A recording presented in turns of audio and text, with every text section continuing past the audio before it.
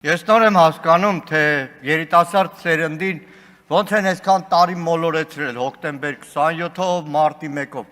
բայց գյուղից մարդ կա, Ժորժ ջան այստեղ, հիշողություն կա,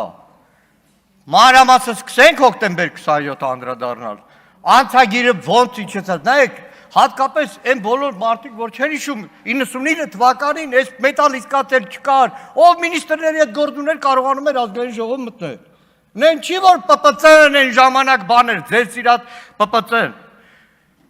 Սասուն Միքայելյանը սպա չարի բոգ էր Ռոբերտ Քոչարյան։ Բա Արամ Զավենի Սարգսյանը ողորմի ձեր սպանած, Մանվել Գրիգորյանի ու Սեյրան Սարոյանի գլխավորությամբ ոնց էր այդ կորտեժներով ամեն օր գալիս կառավարության շենք։ Ով էր տերուտ իրականը Հայաստանում, ով էր գլխավոր դատախազը։ Ոնց էր երկրապան ամբողջ օրը կառավարության շենքում, ով էր տերուտ իրականը, չեք հիշում։ Չեք հիշում դրա համար օգտվում են ու կեղծում են պատմությունը։ Այդ ժամանակ նախաքննության տերուտ տիրականը եղել է Արամ Զավենի Սարգսյանը, Ջանգիրյան Գագոն, մնացածը, որ ինչ ուզեցել են դրանց գլխին արել են, ինչ ուզեցել են արել են, 8 տարի էլ ունեցել եք, տանեիք գեղումները, հանեիք ասեք դե պատմի ճշմարտությունը, որտեվ դուք գիտեք ճշմարտությունը, որտեվ դուք գիտեք, ինչ վերաբերում է Վազգեն Սարգսյանին, ժողովուրդ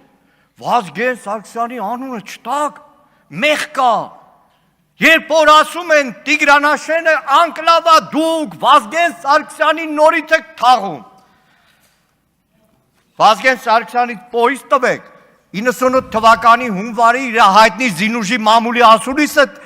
լսեք, թե Ռոբերտ Քոչարյան, Վազգեն Սարգսյան, ինչ համագործակցություն է եղել, Տիկին Յոլյան, շատ ցավում եմ, որ դուք չենք ընտրվել, բայց ավելի լավ սկզբունք պահել, քան վիզը ծռած ինչ-որ քվեից ակնկալել։